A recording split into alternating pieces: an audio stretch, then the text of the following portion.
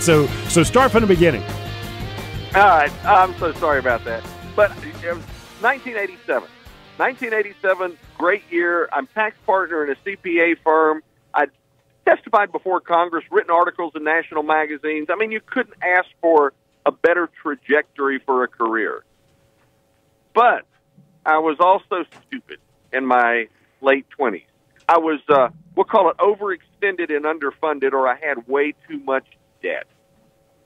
And at a moment of weakness, I took that first step on a slippery slope. Had a banker call me. He said, you're 2 months behind in your house payment. Is there a problem?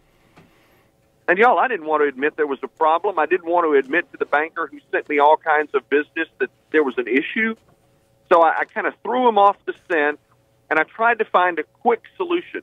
Sometimes as human beings, when we're faced with something we don't want to face, we try to quickly find the easiest way to get back to normal. And when I took that step on a slippery slope, 3 years later, my career had failed, and I was facing federal prison. That's the short version. You know, there's a part of your story that really touched me, and that was when you described how you made restitution. You were trying to figure it out. You were working your way through. Obviously, you had lost your CPA license, but you were trying to get your life back on track, and then you got the knock on the door. Talk a little bit about that, because that's kind of creepy. You know, right when you think you're over the problem, there's a knock at the door.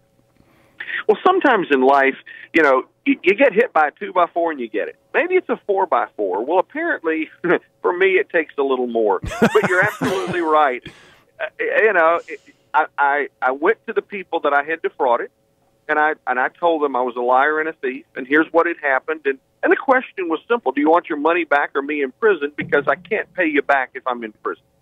And you know, in all honesty, everybody wanted their money back, and you're right. I lost my license as a CPA. I'd lost my interest in the partnership. My wife and I had sold all of our assets to make restitution, and I had someone had given me a small job to do, which I was just deeply thankful for.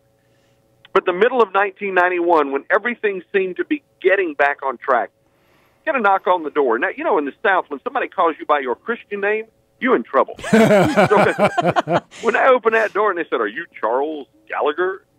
Yeah. Well, one pulls out a gold badge from his pocket. He was with the Criminal Investigation Division. We're losing you, Chuck. You still there? Yeah, you there, Chuck? Yep, we're there. Okay. I'm here. Okay, Keep going. good. Okay. You know, all right.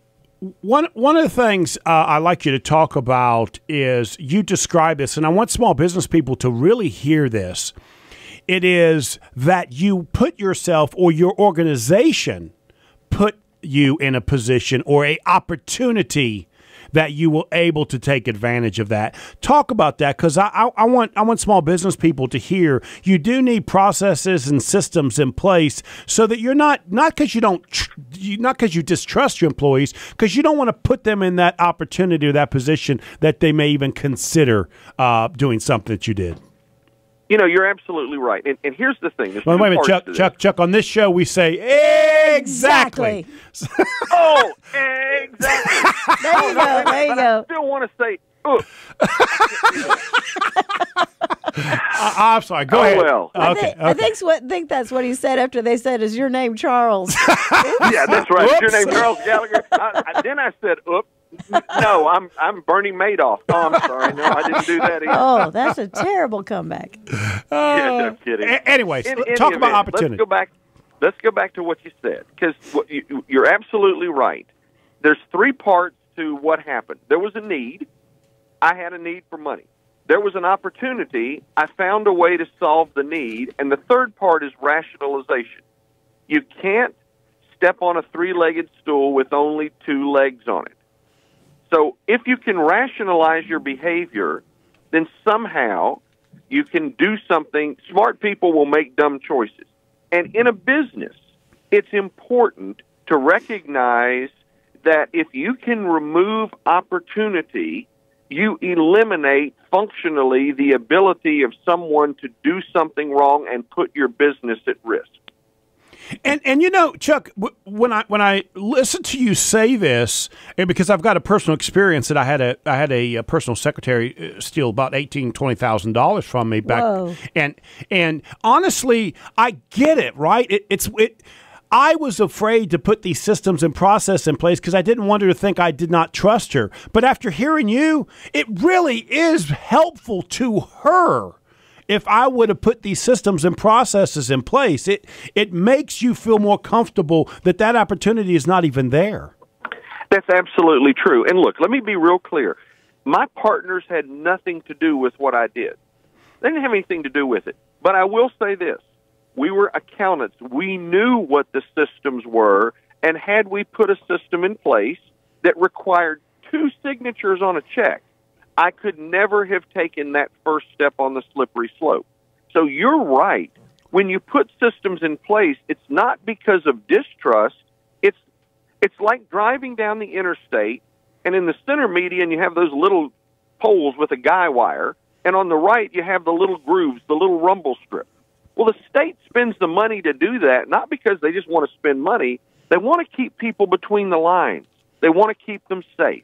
And in business, when you put systems in place, you're saying, I care enough to keep you safe.